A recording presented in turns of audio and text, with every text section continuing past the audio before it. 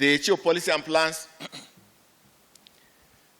our distinguished resource persons, Commander, Training and Doctrine Command, the Chief of Defense Intelligence, LSAM, Principal Staff Officers, Foreign Defense and Army Headquarters, Commandant, Nigerian Defense Academy, Force Commander, Multinational Joint Task Force, Theater Commander, Joint Task Force Northeast Operation Hatinkai, Co-Commanders, General Officers Commanding, Director Generals of Military and Government Establishments, Commanders of Nigerian Army Formations, Commandants of Nigerian Army Training Institutions here present, Senior Officers, serving and retired, members of the press, ladies and gentlemen. It is my pleasure to welcome you all to Army Headquarters, Command Officers Mess 1, Abuja, for the Chief of Army Staff Combined Second and Third Quarter Conference 2021.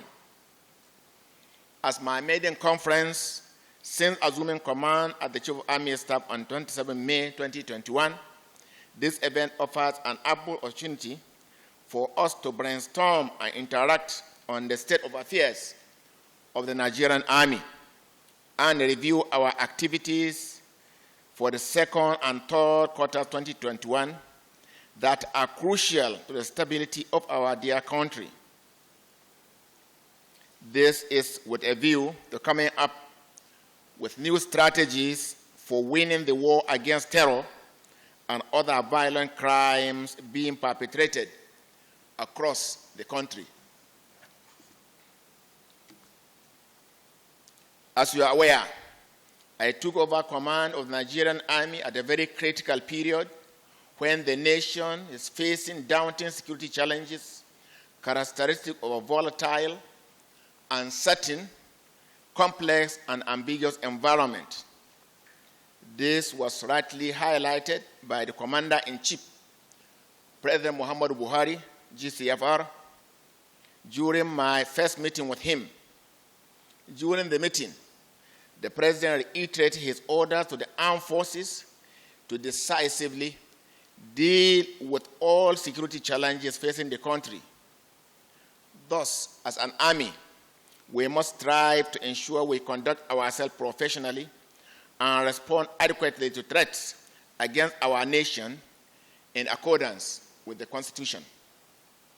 In line with the President's directive and my intent to build the Nigerian Army into a formidable force, I conceived the vision of having a professional Nigerian Army ready to accomplish assigned missions within a joint environment in defense of Nigeria.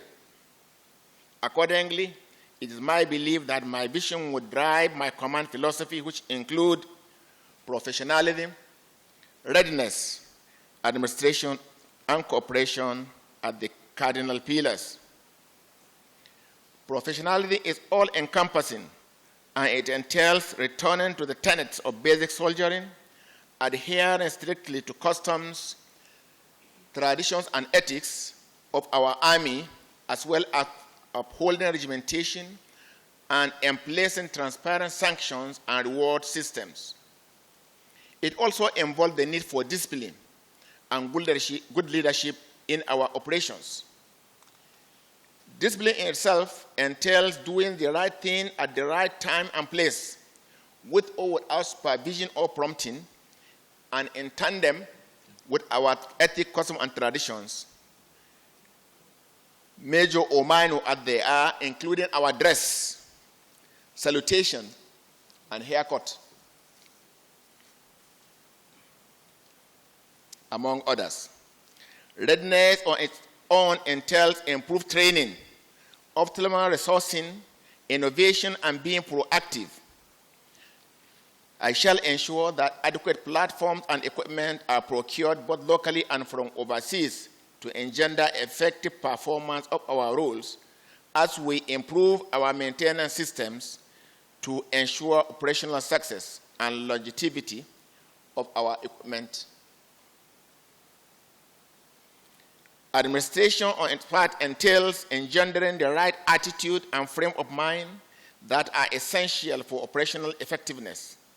I shall therefore ensure good administration of troops is in place to improve morale. We will prioritize welfare of personnel, promote merit, celebrate gallantry, honor our heroes, and support our families. Cooperation entails ensuring synergy at all levels and cordial working relationship with our sister services, ministries, departments, and agencies to achieve our common tasks in defense of Nigeria. We have commenced building bridges across the services and agencies through robust joint interagency and intergovernmental framework to confront our current security challenges. As formation commanders and principal staff officers, your role is crucial to the attainment of my vision.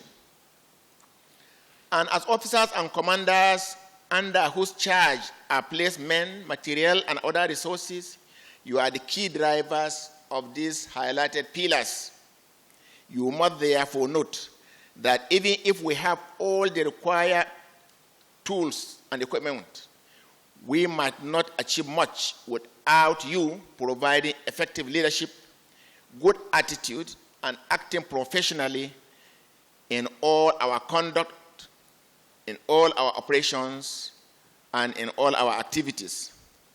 I therefore charge you all to immediately key into my vision so that together we can take the Nigerian Army to even greater heights. I want to state that the Nigerian Army under my watch will remain resolute and continue to chart progressive path toward tackling the security challenges confronting the country.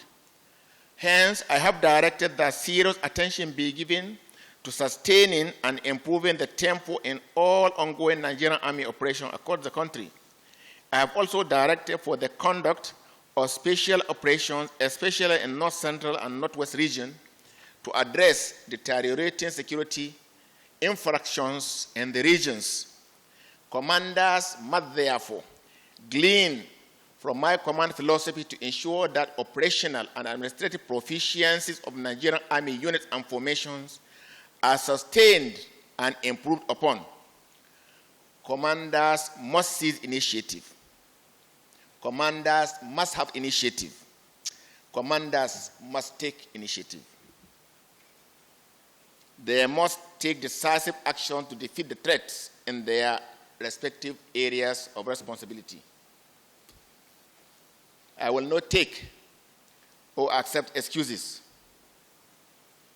Gentlemen, we are to note, please, that failure is failure, irrespective of the circumstances.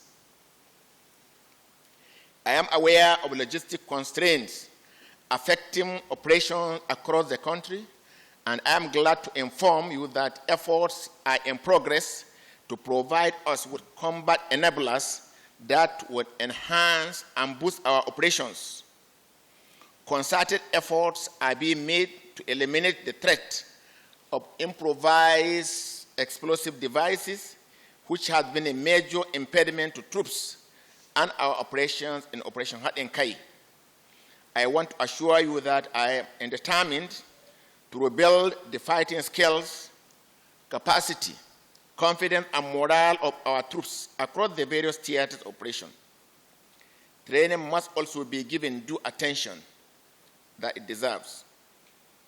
In order to achieve this, priorities for the first quarter of Nigerian Army will include training and training. I will ensure that through functional training, officers and soldiers of the Nigerian Army are equipped with the right attitude, competencies, and skills to effectively undertake daring missions in addition to developing social and special operations forces. This would be closely followed by procurement that ensures appropriate kitting and provision of protective gears, weapons, equipment, and platforms.